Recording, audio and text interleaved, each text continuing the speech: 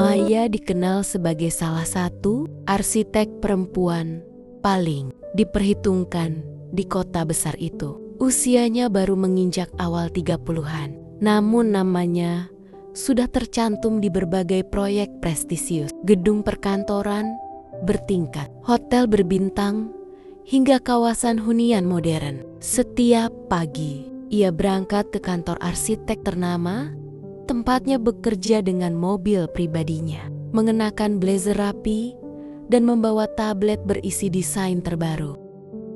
Hari-harinya di kantor dipenuhi rapat klien, diskusi, struktur bangunan, dan presentasi desain. Ia terbiasa berdiri di depan layar besar, menjelaskan konsep ruang, kekuatan struktur, dan efisiensi material kepada investor dan kontraktor. Rekan-rekannya menghormatinya bukan hanya karena kecerdasannya, tetapi juga karena ketegasannya dalam menjaga kualitas bangunan. Meski hidupnya terlihat mapan, Maya sering pulang larut malam. Lampu meja kerjanya kerap menyala hingga lewat tengah malam, memperlihatkan sosoknya yang masih menyesuaikan detail denah dan perhitungan struktur di balik kesuksesan itu. Ia adalah pribadi yang disiplin dan tak pernah berhenti belajar. Maya tinggal di sebuah apartemen eksklusif di pusat kota. Lingkungannya tenang, bersih, dan dijaga ketat. Pagi hari di sana sunyi, hanya suara lift dan langkah kaki penghuni yang berlalu lalang. Dari balkon apartemennya, ia bisa melihat gedung-gedung tinggi dan jalan raya yang tak pernah benar-benar sepi. Di akhir pekan, Maya biasanya menyeduh kopi sendiri, duduk di sofa sambil membaca majalah arsitektur internasional, atau sekadar menatap kota dari balik kaca jendela besar. Tetangga-tetangganya ramah, namun jarang saling mengenal lebih dekat. Semua sibuk dengan urusan masing-masing. Kadang, di tengah kenyamanan itu, Maya merasa ada ruang kosong di hatinya. Ia sukses, mandiri, dan berkecukupan. Tetapi ada kerinduan samar pada suasana kampung. Suara ayam pagi hari, tawa warga, dan rumah-rumah sederhana yang dulu membesarkannya. Suatu sore, saat Maya baru saja selesai rapat proyek besar, ponselnya bergetar berkali-kali. Pesan masuk dari grup keluarga dan kerabat desa. Tangannya gemetar saat membaca kata-kata pertama. Desa kita gempa, banyak rumah roboh. Ia segera membuka video yang dikirimkan. Gambar-gambar rumah kayu dan tembok bata yang runtuh, atap ambruk, dan warga yang menangis di tengah debu memenuhi layar ponselnya. Rumah-rumah yang ia kenal sejak kecil. Tempat bermain, tempat berteduh saat hujan, kini rata dengan tanah. Gempa itu terjadi dini hari. Getarannya kuat dan berlangsung beberapa detik yang terasa seperti selamanya. Warga berhamburan keluar rumah. Sebagian hanya sempat menyelamatkan diri dengan pakaian yang melekat di badan. Tidak sedikit yang terluka, dan ratusan keluarga kehilangan tempat tinggal. Maya duduk terdiam lama di kursi kerjanya. Semua gambar desain megah di layar komputernya terasa tiba-tiba tak berarti. Ia teringat satu hal yang selalu ia pelajari sebagai arsitek. Bangunan bukan sekadar estetika, tapi soal keselamatan manusia. Malam itu, Maya pulang lebih cepat dari biasanya. Ia tidak menyalakan lampu apartemen, hanya duduk di ruang tamu dengan pikiran penuh. Dalam benaknya terbayang warga desa yang tidur di tenda darurat, anak-anak yang kehilangan rumah, dan orang tua yang kebingungan harus mulai dari mana. Keesokan harinya, ia mengajukan cuti panjang. Rekan-rekannya terkejut ketika Maya mengatakan ia akan pulang ke desa untuk membantu merancang rumah tahan gempa. Tanpa bayaran. Ini bukan soal karier, ucap Maya pelan, namun mantap. Ini soal tanggung jawab. Ia tahu keputusannya berarti meninggalkan proyek besar dan kenyamanan kota. Namun di hatinya, Maya merasa justru di sanalah ilmunya paling dibutuhkan. Dengan satu koper sederhana dan gulungan kertas gambar, Maya bersiap kembali ke kampung halaman, bukan sebagai arsitek kota yang sukses, melainkan sebagai anak desa yang pulang untuk membangun kembali harapan warganya.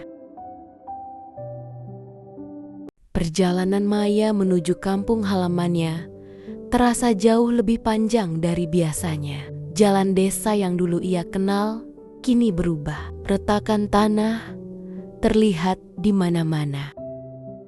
Beberapa rumah roboh rata dengan tanah. Sebagian lagi berdiri miring, ditopang bambu dan harapan. Saat mobil yang ditumpanginya berhenti, Maya turun perlahan. Matanya langsung berkaca-kaca. Di hadapannya, para warga duduk di tenda darurat. Ibu-ibu memeluk anak-anak mereka.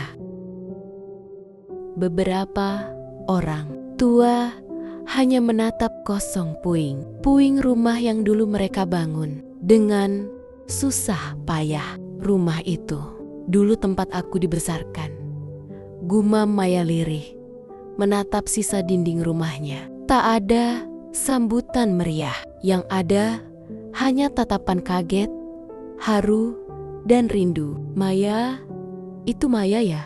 Anak Pak Harun yang dulu sekolah ke kota itu. Warga mengenalinya. Namun kali ini Maya bukan pulang sebagai tamu. Ia pulang sebagai bagian dari mereka.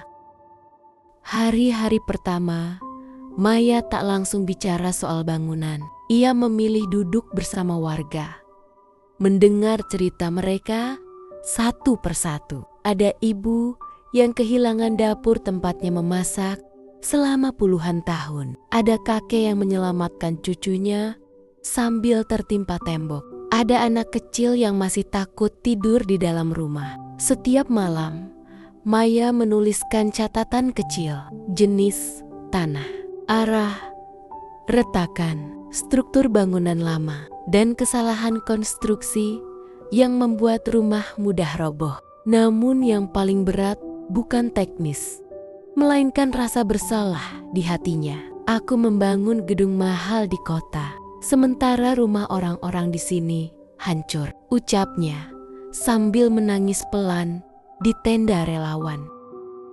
Di balai desa yang setengah runtuh, Maya berdiri di depan warga. Dengan suara bergetar, ia berkata, "Aku tidak membawa uang banyak, tapi aku membawa ilmu. Kalau Bapak Ibu mau percaya, aku ingin membantu membangun rumah yang aman, tanpa bayaran." Warga terdiam. Seorang bapak tua berdiri. Kalau bukan anak desa sendiri yang peduli, siapa lagi? Nak, tangis pun pecah. Hari itu, Maya resmi menanggalkan statusnya sebagai arsitek kota dan menjadi arsitek desa. Pembangunan dimulai dari satu rumah paling sederhana. Rumah seorang janda tua dengan 2 cucu. Maya menggambar desain langsung di tanah. Pondasi dangkal tapi lebar. Kolom praktis, sambungan besi sederhana, bahan lokal yang mudah didapat. Ia ikut mengangkat batu, ikut mengaduk semen, ikut kepanasan, ikut kehujanan. Tangannya kapalan, sepatunya kotor, lumpur. Namun wajahnya justru terlihat lebih hidup dibanding saat di kota. Anak-anak sering duduk mengelilinginya. "Bu Maya, rumahnya nanti gak roboh lagi kan?" Maya tersenyum sambil mengusap kepala mereka. "Selama kita bangun dengan benar, rumah ini akan melindungi kalian." Beberapa minggu kemudian, rumah pertama selesai. Sederhana, tidak besar, tidak mewah, namun berdiri kokoh. Saat kunci pintu dipasang, nenek pemilik rumah menangis sambil memeluk Maya. Rumah ini rasanya lebih hangat dari yang dulu. Warga bertepuk tangan, beberapa menangis, beberapa saling berpelukan. Itu bukan sekadar rumah, itu harapan yang berdiri kembali. Rumah demi rumah mulai dibangun. Relawan datang, mahasiswa arsitektur ikut membantu. Donasi kecil mengalir setelah kisah Maya tersebar. Namun bagi Maya, hal paling berharga bukan pujian, melainkan setiap pagi ketika mendengar suara palu, tawa anak-anak, dan doa warga yang dipanjatkan untuknya. Suatu malam, Maya berdiri di tepi desa, menatap rumah-rumah baru yang mulai berdiri rapi. Ia tersenyum sambil berbisik, "Disinilah aku seharusnya membangun."